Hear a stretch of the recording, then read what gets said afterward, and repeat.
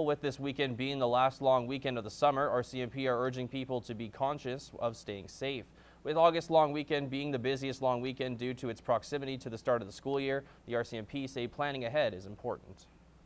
The Lloydminster RCMP just wants to wish everybody a good last long weekend of the summer, but to do so in a safe manner, to make sure that you're being wise with your alcohol consumption and always being safe on the roads and the water.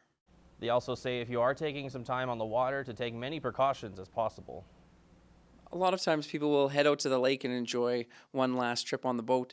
If for some reason there is alcohol involved while you're on the boat or before you get out there and you're going to be impaired, it's always a really good idea to make sure that you have your life jacket with you, that you practice extra safety concerns because it is dangerous.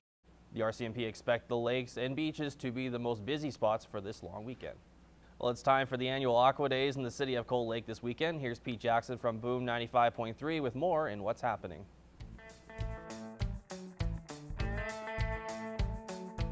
Hey, what's going on? It's Pete Jackson here from Boom 95.3.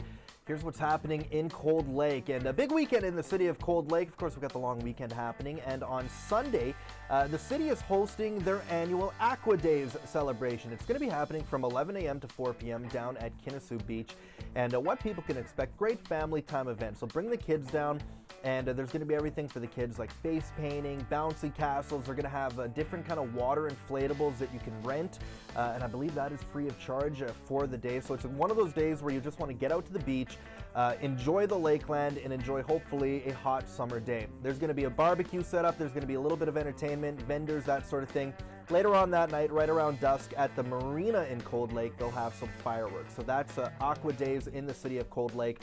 Again, it's taking place from 11 a.m. to 4 p.m. at Kinnasoo Beach. That's when all the activities happen. And then later on in the evening, things will move to the marina. They'll have the fireworks set off there.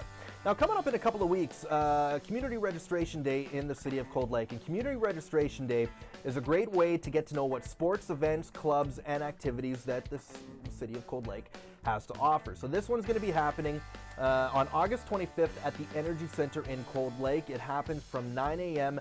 to 2 p.m. So if you've got kids that are interested in maybe taking swimming lessons, gymnastics, figure skating, hockey, you name it, this is the event you want to go to. Or maybe there's programs that you just don't know about yet and you want to find out more about what the city of Cold Lake has to offer. That's what Community Registration Day is all about. If you've got an event that you want featured on What's Happening, all you got to do is shoot me an email. Pete@boom953.ca. We'll talk to you guys next Friday.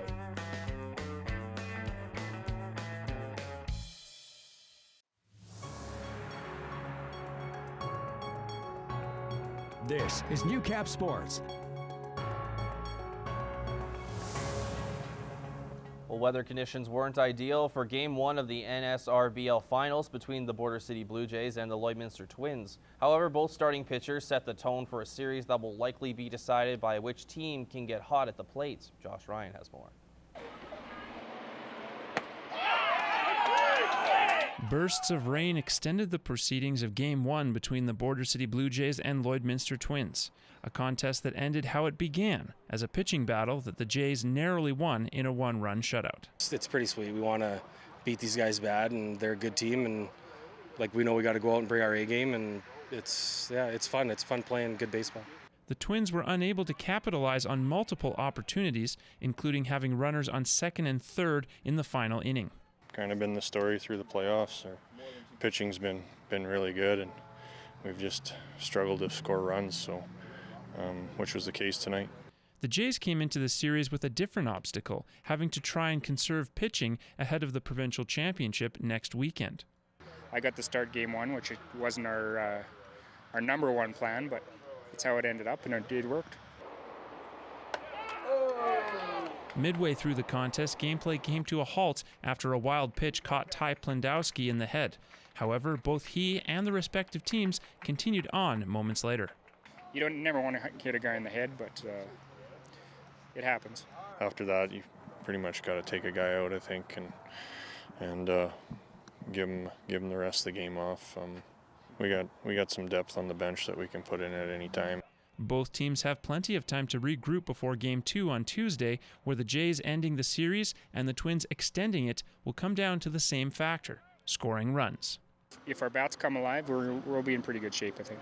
You just got to keep swinging, keep grinding, and hopefully the hits come at some point. Josh Ryan, Newcap Sports.